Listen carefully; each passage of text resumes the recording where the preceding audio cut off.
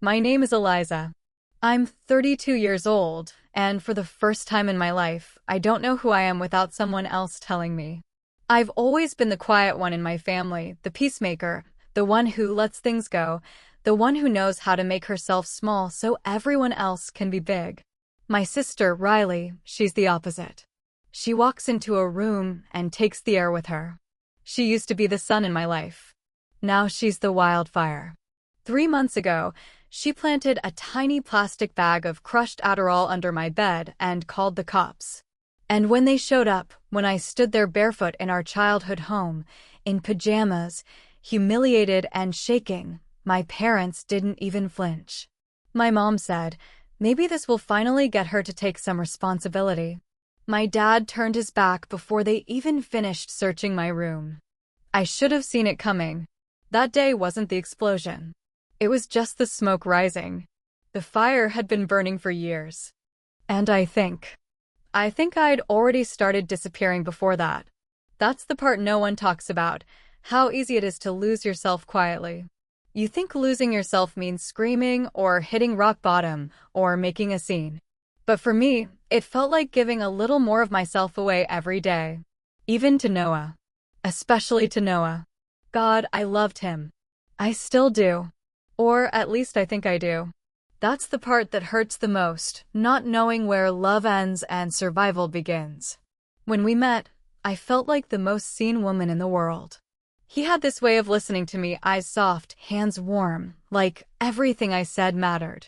He'd bring me my favorite pastries after night shifts. He'd pull me into his lap when I was overwhelmed and stroke my hair like I was something fragile, but precious. I didn't know how much I needed that. I'd never been handled gently before. Not in my family. But somewhere along the way, the softness started to disappear. Not all at once, like a slow leak in a boat. At first, I didn't notice I was sinking. The first time he kissed me and didn't touch my face like he used to, I told myself he was just tired. When he stopped making breakfast on Sundays, I told myself he was stressed about work. When we had sex and he kept his eyes closed the whole time, I told myself I was imagining things. It was never cruel. Just distant. Removed. We still cuddle in bed most nights, but sometimes it feels more like a habit than a choice. His arm drapes over me, fingers loose on my hip, but there's no pull in it anymore. No draw. Sometimes I lie there under the weight of his touch and feel lonelier than I ever did alone. I want to say something, to shake him, to scream, "Do you still want me?" But I know how that goes. I've tried in small ways.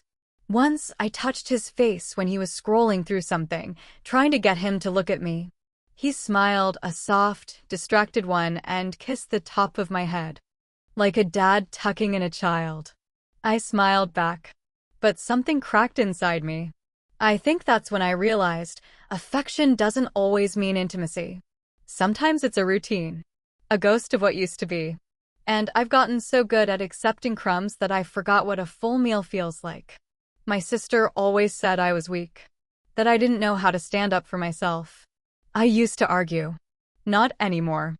Maybe she was right. Maybe I'm just tired of fighting for a place in people's lives who never really made space for me. Noah says he loves me. Still.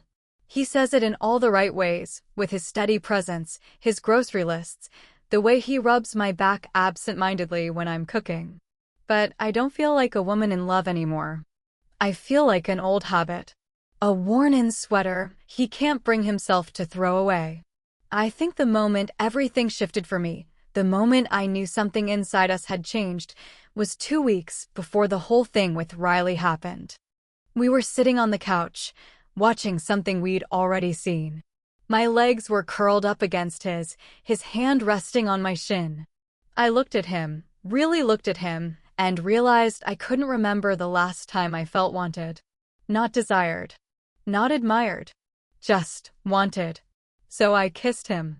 I tilted his chin and kissed him like we hadn't been together for 10 years, like I was still allowed to surprise him. And he kissed me back, but only for a second.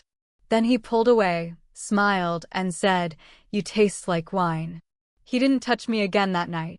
I went to bed early. Cried in the shower so he wouldn't hear. That's when I knew. Not that he didn't love me, but that whatever part of us used to glow had burned out. And I didn't know if I had the strength to light the match again.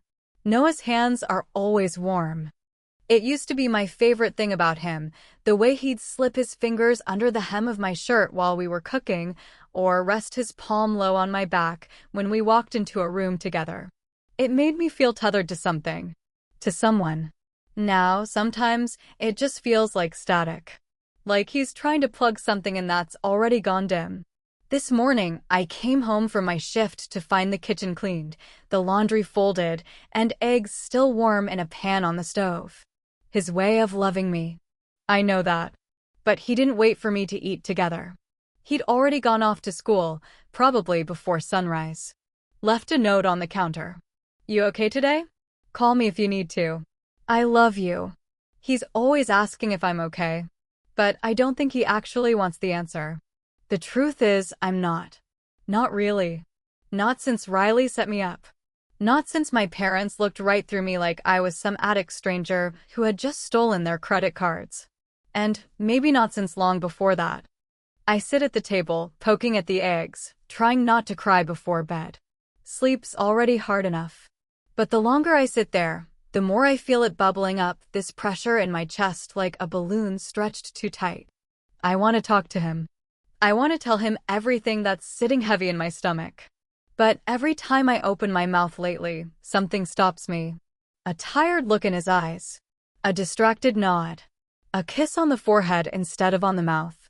And I hate how bitter that makes me. That night, I wake up around 10:30 p.m. and find Noah grading papers on the couch. His reading glasses are sliding down his nose. He looks soft in the lamplight, hair a little messy, hoodie sleeves pushed up. Familiar. He smiles when he sees me and pats the couch beside him. Come here. You've been hiding from me all day. I sit down slowly. He pulls me into him like he always does, one arm around my waist, the other tracing idle lines up my thigh. I close my eyes and try to settle into the comfort of it. But my body doesn't relax. His hand moves higher, his fingers slipping beneath my sleep shorts, thumb brushing that sensitive part of my hip. The way he knows always gets a reaction. And I flinch. Not because it hurts, but because it's too much. Too much when we haven't really spoken in days. Too much when I'm still carrying the ache of my family's betrayal like a stone in my chest, and he hasn't really asked me, how I'm doing since it happened. I pull away slightly. Not all the way. Just enough to shift his hand. He notices. His brow furrows, the warmth fading from his eyes. Did I do something wrong? No, I say quickly. Too quickly. I try to smile. I don't know. Tired. He watches me for a second like he's trying to figure out what's true and what's deflection. But he doesn't press. He nods, leans back, and grabs the remote. And that hurts more than if he'd gotten mad. Because it means he's used to it now. Used to me pulling away. Used to me going quiet. We watch something, I don't remember what. I sit next to him, curled into the throw blanket, and try to feel close. But the distance between our shoulders might as well be miles. When I go to bed early again, I don't even hear him follow. The next morning, I find him standing in the kitchen in a towel, shaving cream still on his jaw, clearly running late. He sees me and smiles like nothing happened. Like everything's fine. Hey, babe. Feel like dinner tonight? I'll pick up some wine. Something fancy. Just us. He kisses me then full on the lips, a little playful, like he's trying to spark something. I kiss him back, because I love him. But my heart doesn't move. I want to ask him why he always tries to fix things with his hands. Why it's easier for him to hold my waist than to look me in the eyes and say, "You seem like you're drowning. Let me in." But instead, I nod. Dinner sounds good. And I let him go. Again. Not because I don't want more. But because I don't know if he's willing to give it. Or if he even knows how. Noah came up behind me while I was brushing my teeth. He wrapped his arms around my waist, pressed his chest to my back, and kissed the space just below my ear. I used to love that. That spot. That gesture. It used to unravel me. But now? Now I just stood there, toothbrush paused mid-swipe, staring at my own eyes in the mirror. Wide. Tired. Pretending I didn't feel how mechanical it all had become. Morning, sleepyhead, he murmured into my neck, voice warm, hands moving under my shirt like he was punching in a code. I gave a half-hearted smile through the foam. Morning. His hands skimmed my stomach, then slid lower, instinctively, automatically, like that was the next line in the script. I froze. Just for a second. Barely noticeable, maybe. But I felt it. That instant no inside my chest. He didn't seem to notice. Or maybe he did, and just kept going. So I leaned forward to spit in the sink and turned the faucet on too loud. The moment broke. His hands slipped away. Sorry, he said, stepping back. I thought. I don't know. You looked cute. I hated how gentle he sounded. Like a boy who's been told no too many times, but still wants to be sweet about it. I'm just not in the mood right now, I said, reaching for a towel. Didn't sleep great. He nodded. Of course. Yeah. All good. But I saw it. That flicker of something in his eyes. A tiny retreat. And still, I couldn't bring myself to explain. How could I tell him that his touch made me feel trapped lately? That I overanalyzed every time he kissed me, wondering if he even meant it or if he just didn't know what else to do. That I wanted him, but not like that, not always that, not when my heart was tangled and raw and still bleeding from a sister-shaped betrayal no one wanted to talk about. Instead, I kept moving. Pulled my hair up. Adjusted my shirt. Mumbled something about being late for a shift I didn't even want to go to. He reached out as I passed, ran a hand down my spine. You know I love you, right? I stopped. Nodded. Yeah, but I didn't say it back. Not because I didn't feel it, but because saying it felt like faking it. Later that night, I found him on the bed with a glass of wine and that hopeful look on his face again. The one he wears when he's trying to be romantic. I lit a candle, he said. Your favorite one. The orange and clove. I sat down on the edge of the bed, toes curled into the carpet. I wanted to crawl under the covers and cry. Instead, I smiled. Thanks. He kissed me soft, lingering, like he was waiting for me to melt. I kissed him back, but my body stayed still. My mouth moved, but my stomach nodded. I tried to fake warmth, but the hollowness was louder than everything else. When he pulled away and touched my thigh, I reached for the wine instead. He gave a small laugh. Do I need to take the hint? I shook my head. I'm just tired. And I was. Tired of being touched without feeling seen. Tired of love being a physical script he kept trying to act out when I wasn't even in the scene anymore. He shifted beside me, disappointed but trying not to show it. I looked down at my hands, then at him. At the man I used to crave with every nerve in my body. And I thought, not unkindly, not even angrily, just honestly, he made salmon. Pan-seared with lemon zest and crispy rosemary potatoes, just the way I used to love it. There were even candles on the table, and he'd put on that playlist we made years ago, back when we were first dating, and everything we did felt electric. But now, all I could think about was how tightly my chest felt in this little room. How the music was too low, the wine too sweet, and how his eyes kept searching mine for something I didn't know how to give anymore. Everything okay? He asked, midway through dinner. I nodded, stabbing a piece of potato with more force than necessary. You sure? He gave a little smile. You've been quiet all night. I looked up. I'm tired.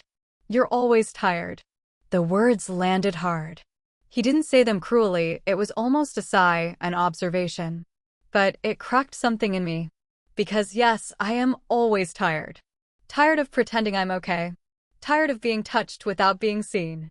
Tired of the pressure to be grateful for every nice thing when no one wants to talk about the real things. And maybe that's what did it. The salmon. The candles. The playlist. The pretend. I didn't ask for this, I said, louder than I meant to. Noah blinked. What? This, I said, gesturing wildly at the food, the wine, the entire perfectly set table. You trying to fix everything with dinner and candles and sex. I didn't ask for any of this. He set his fork down, his expression tightening. I'm just trying to make you happy, Eliza. You've been shutting me out for weeks. Because you don't see me, Noah, I snapped, the words tumbling out now, hot and unchecked. You touch me like I'm some puzzle to solve, like if you press enough buttons, I'll light up again. But you don't actually want to listen to me. You don't want to sit in the mess with me. He looked stunned. That's not fair. Oh, isn't it? My voice cracked. You didn't even ask me how I felt after my own sister called the cops on me. You didn't ask what it was like to stand there with police in our childhood living room while my parents looked at me like a criminal. You just made me pancakes the next day and acted like everything was fine. I didn't know what to say, he said quietly. I didn't want to make it worse. You didn't have to say anything, Noah. You just had to be there. Not fix it. Not feed me. Just hold my hand and be with me. He was quiet. Hands in his lap. Jaw tight. I'm drowning, I whispered. And you keep throwing floaties at me instead of just getting in the water. For a moment, I thought he might say something. But he didn't. He just stood, picked up our plates, and walked them to the sink. His silence hit me harder than if he'd screamed. I sat there, shaking. My breath ragged. My hands gripping the edge of the table like it might hold me together. After a few minutes, I stood too. My legs felt numb. I went upstairs without saying anything. In the bathroom, I leaned against the sink and stared at myself. My face was blotchy, mascara smudged beneath my eyes like bruises. I looked like someone I didn't recognize, someone angry and raw and crumbling. And then the shame came. Thick and immediate. He just wanted to make dinner. He'd tried. He'd always tried, in the ways he knew how. So why did it feel like every gesture from him lately made me flinch? Why did kindness feel like pressure? Why did his love, this patient, quiet, steady love, feel more like an obligation than a connection? I sank to the floor, knees against tile, and let my head fall into my hands. God, what was wrong with me? I wanted him. I did. Somewhere underneath all the noise and numbness, I still loved him. But everything he did felt off. Like we were in two different plays on the same stage. And I didn't know how to tell him that the soft kisses and candles weren't touching the places inside me that hurt the most. I just wanted him to sit with me in the dark. To let it be broken. Messy. Unfixable, maybe. Instead, he lit candles. And I blew them out with a storm I couldn't contain. It's been 12 days since the fight. Noah still makes coffee in the morning. Still loads the dishwasher. Still leaves the porch light on for me when I work nights. But the light in his eyes, the one that always flickered on when I walked into a room, it's gone. Or maybe it's just hiding. We move around each other like ghosts now. Careful. Quiet. Avoiding anything that might echo.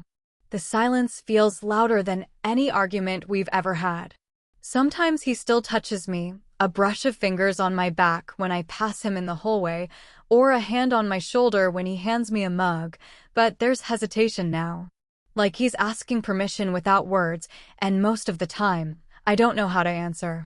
I just freeze. Or nod. Or smile in that way I hate, polite, tight, dead behind the eyes. I miss him. That's the part that makes me want to scream. I miss him while I'm still living beside him. I miss our weird 10 p.m. grocery runs and the way he used to narrate our cat's thoughts in ridiculous voices. I miss how he used to kiss my wrist when I was anxious, like pressing his lips to my pulse would calm it down. But I don't know how to find my way back to those things. Not after everything that's cracked open between us. Some nights I lie awake and replay that dinner fight over and over. How his face fell. How I raised my voice like I've never done with him. How I accused him of not seeing me, when maybe, just maybe, he has been trying, and I was the one with my eyes shut. He's not the villain in this story. He's not Riley. He never humiliated me. Never betrayed me. He just didn't know what to do with a version of me that no longer smiles on command. And I didn't know how to let him in. Last night, I came home early from my shift. My patient coded an hour before I was supposed to clock out, and I couldn't shake the image of his wife sobbing in the waiting room. I didn't want to talk. I didn't want to cry. I just wanted to sit. Noah was on the couch, grading papers again. His laptop balanced on one knee, glasses slipping down his nose, and untouched beer sweating on the coffee table. I stood in the doorway for a full minute, watching him. He looked older than I remembered. Not old, but worn. Tired in a way that felt personal. Like I wasn't the only one carrying something invisible. "Hey," I said. He looked up, startled, then gave a small nod. "Hey." I wanted to walk over, slide onto the couch, put my head in his lap, and just breathe him in. But my feet wouldn't move. I made tea instead. Sat at the other end of the couch. We watched TV like strangers in a waiting room, polite, silent, pretending we weren't counting the inches between us. When he went upstairs, I almost followed. Almost. But the fear of more silence, of another night with backs turned, it froze me. I curled into the corner of the couch and stayed there until morning. Today, I watched him mow the lawn from the kitchen window. It's too early for fall, but the leaves are already starting to dry at the edges, curling like burned paper. He stopped to pick something up, a small bird, maybe, or a bit of trash, and his shoulders sagged in a way that broke me. I remembered the first time he told me he loved me. We were standing in a grocery store parking lot in the middle of a summer storm. He said it like it had been sitting in his mouth for weeks, waiting to be set free. Now he barely looks at me when we speak. I don't think he's angry anymore. I think he's sad. And I hate that I put that there. That I scorched the place between us with words I meant and didn't mean, all at once. I want to fix it. I do. But part of me still doesn't know if I can be the woman he fell in love with again. If she's even still in here, under all the bitterness and exhaustion and grief. My sister didn't just break something in my family, she broke something in me. And I've been bleeding in silence ever since, waiting for someone to notice. But Noah isn't a mind reader. He's just a man. A good one. One I might lose if I don't reach for him soon. So now I'm standing at the edge of this invisible bridge between us. And I don't know if it can hold my weight. But maybe I need to try. Maybe I need to stop punishing him for not saving me. Because maybe, just maybe, he's waiting for me to save us. It happened on a Tuesday.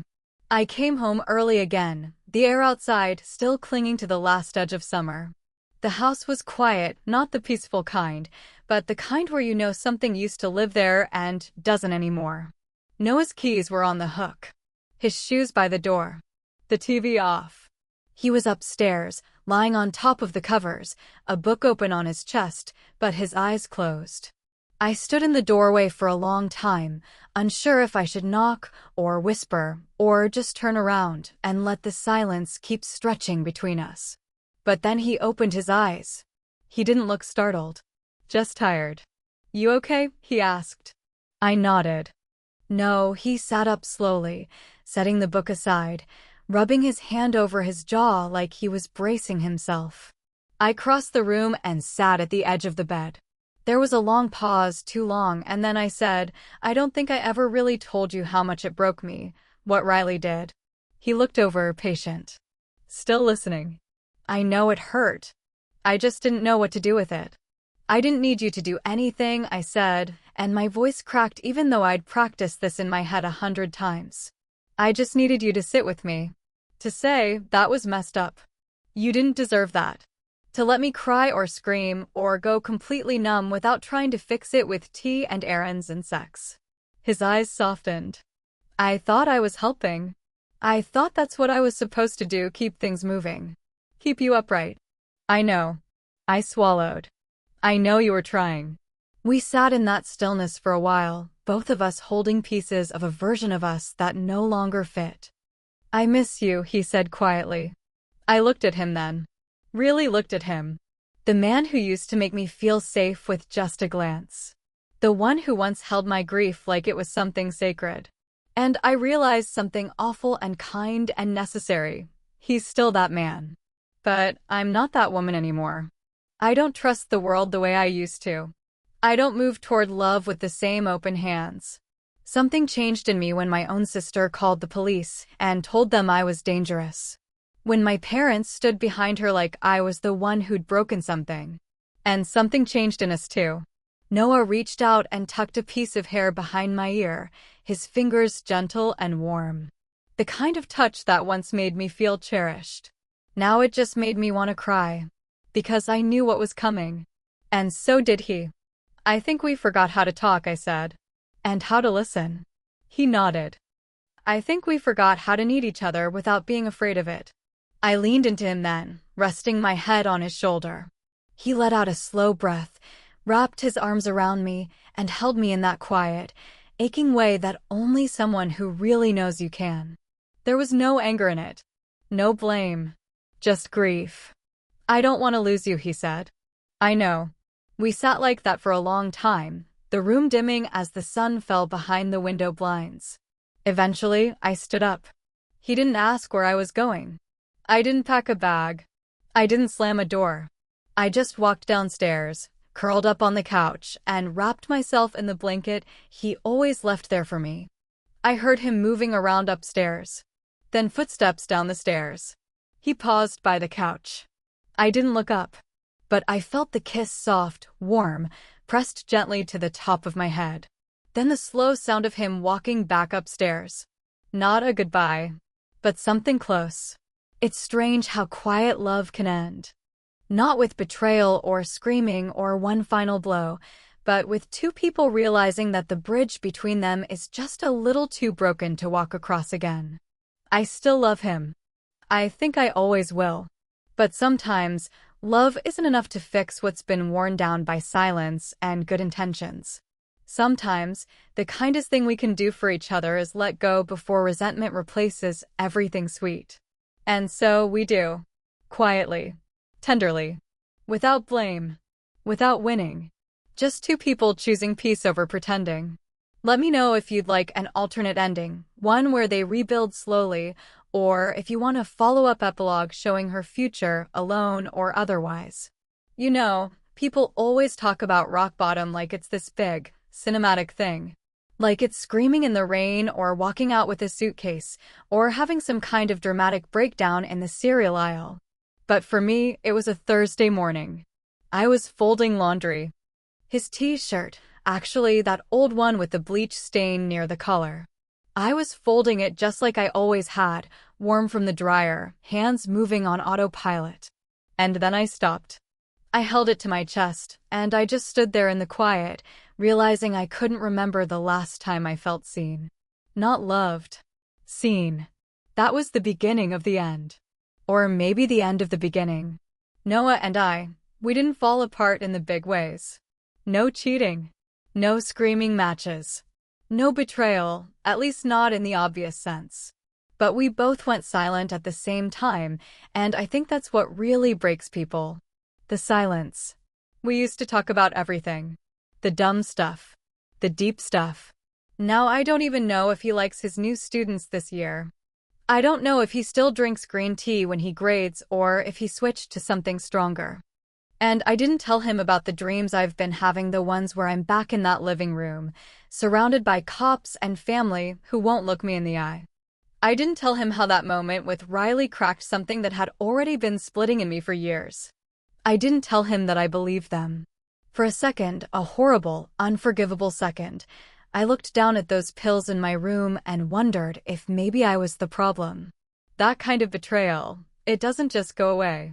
It seeps into everything. Your skin, your voice, your relationships. And I carried that poison into my home, into my bed, into Noah.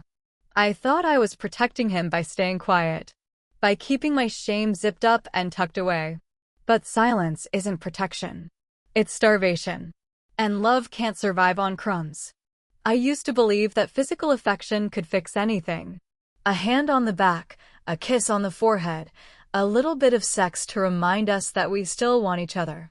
But what I've learned, what I had to learn the hard way, is that desire without emotional intimacy is just noise. It fades. And worse than fading, it starts to feel performative. Hollow. Like you're both playing characters in a relationship you used to mean. I started pulling away because I didn't feel safe opening up. And he started reaching out more physically, sweetly, desperately, because he thought that's how you pull someone back. But the truth is, I wasn't trying to be held. I was trying to be heard. And I never said that out loud. Not until it was too late. You know what's wild? Noah didn't leave. And I didn't storm out. There was no final blow. Just a slow letting go. A few weeks of quiet dinners. Fewer touches. Softer goodnights. Then one day, we looked at each other across the kitchen, and we both knew. This was the last version of us. We don't hate each other. We just wore each other down. I don't regret him. God, no. He taught me what gentleness can look like. What steady love feels like. But now I know that love, real, lasting love, isn't just softness. It's bravery. It's looking at the ugliest parts of someone and saying, I'm not afraid of this. I didn't give him the chance to say that. I didn't give myself the chance to believe he might. And maybe that's on me. Maybe I was too afraid of needing someone again after being betrayed by the people who were supposed to protect me first. Maybe I built a wall around my hurt and then punished him for not climbing over it. But I'm not bitter. Honestly, I feel clearer than I have in years. And a little lonely, yes. But not the empty kind. The spacious kind. Like I've made room for something new. Or maybe just for me. So yeah, my sister planted drugs in my room and called the police on me. My parents backed her up without even blinking. And I lost a relationship I thought would last forever. But I didn't lose myself. I found her. And now I know what I need. Emotional safety. Words before touch. A love that asks, how's your heart, before reaching for my skin. Maybe next time, I'll be ready to ask for that out loud. And maybe, next time, someone will say, I'm not afraid of your fire. I'll sit in the smoke with you. Until then, I'll be here. Learning. Healing. And finally, listening to myself. Let me know if you'd like to adapt this story into audio, screenplay, or something else.